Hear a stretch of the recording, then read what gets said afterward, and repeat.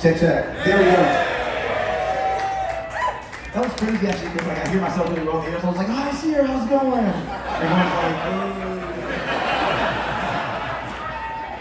ooh. Start over. All right, take 2. Hi, Sierra, how's it going tonight? You know what? Take 3 for me. Hi, Sierra, how's it going this afternoon? Thank you very much. We call it Jonathon Fourchestra, all the way from the other side of the country, and we have a short time today. I want to cram as much music as we can, but I'll be remiss not to introduce these fine young gentlemen who play the hell out of their instruments and interpret my music in their own ways. On the bass, all the way from an undisclosed location in North Carolina, this man has a very unique ability whenever he thinks of a feeling, any type of internal vibration that brings us all together as humans. When he thinks of those thoughts, by the time it travels down the neurological pathways of his arms, the tips of his fingers through the custom bass, he makes us feel all kinds of things we did not know were inside of ourselves. It's Elon, everybody.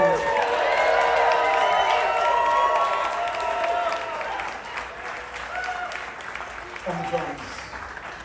I've studied this man in the musical lab for many years, and I've noticed something. I've noticed that whenever he thinks of a rhythm, anytime that rhythm develops in his brain, by the time it travels down the neurological pathways of his arms, to his hands, to the drumsticks, and hits the instrument, comes out to all of us, the rhythm has transmutated, and that is why he is just as shocked as we are, and is smiling because he didn't know that was going to happen either. Give it up for Mason Guidry on the drums.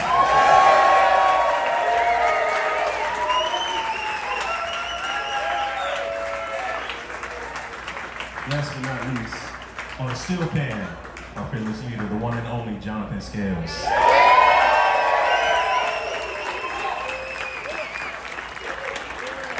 So, I don't have time to talk at length about each of my compositions and what they mean, but I always feel like when people know a little bit about the music, with instrumental music, it helps them to get into the composer's mind more, and you have to feel the music a little bit more because I'm letting you know where it's coming from.